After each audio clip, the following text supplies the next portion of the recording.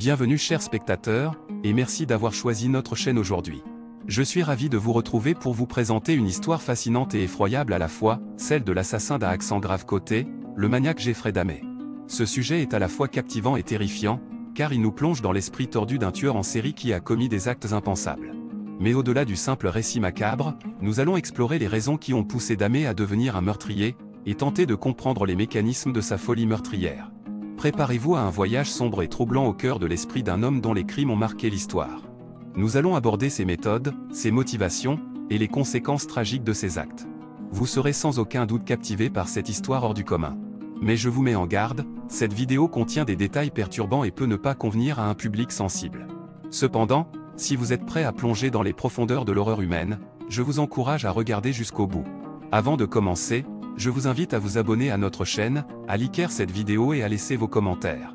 Votre soutien est essentiel pour nous permettre de continuer à vous proposer du contenu de qualité. Alors installez-vous confortablement, éteignez les lumières, et plongeons ensemble dans l'effroyable histoire du maniaque Jeffrey Dahmé. Salut à tous! Aujourd'hui, je vais partager avec vous l'incroyable histoire de Jeffrey Dahmé, le célèbre tueur en série.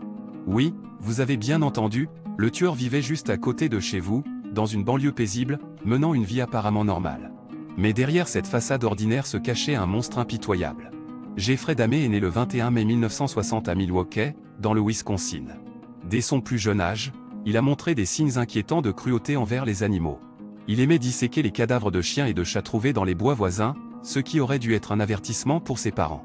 Pendant son adolescence, Dahmé a continué à se comporter de manière étrange. Il se sentait attiré par les hommes, mais à l'époque, il ne se sentait pas encore prêt à accepter sa propre homosexualité. Au lieu de cela, il a tenté de réprimer ses désirs en se plongeant dans l'alcool et les drogues. Les premiers meurtres de Dahmé ont commencé en 1978, alors qu'il n'avait que 18 ans. Son premier crime était un autostoppeur innocent qu'il a ramené chez lui. Là, Dahmé a succombé à ses pulsions meurtrières et a tué l'homme.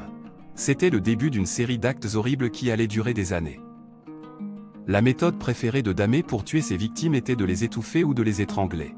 Après les avoir tués, il se livrait à des actes de nécrophilie, mutilant les corps et gardant des souvenirs macabres, comme des crânes ou des photos des victimes. À un moment donné, Dahmé a même tenté de créer des zombies en injectant des produits chimiques dans les cerveaux des cadavres. Il est difficile de comprendre comment Dahmé a pu opérer en toute impunité pendant si longtemps sans être découvert. Certains soutiennent que son apparence et son charme ont aidé à tromper ses voisins et les autorités. Il était perçu comme un homme calme et solitaire, ce qui ne soulevait pas de soupçons. Ce n'est qu'en 1991 que les crimes de Dahmé ont finalement été découverts.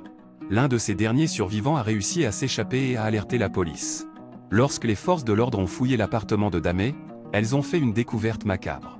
Des photographies de corps démembrés, des restes humains et même des sceaux de décomposition ont été trouvés. Jeffrey Dahmé a été arrêté et jugé pour ses crimes atroces.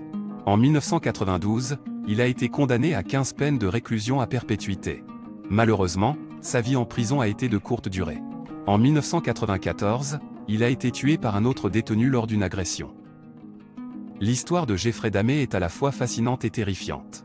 Comment un homme en apparence si normal a-t-il pu commettre de tels actes abominables? Cela soulève des questions sur la nature humaine et nous pousse à nous interroger sur ce qui peut se cacher derrière les apparences. Alors, faites attention à vos voisins. On ne sait jamais ce qui se cache derrière la porte d'Alexandre Côté.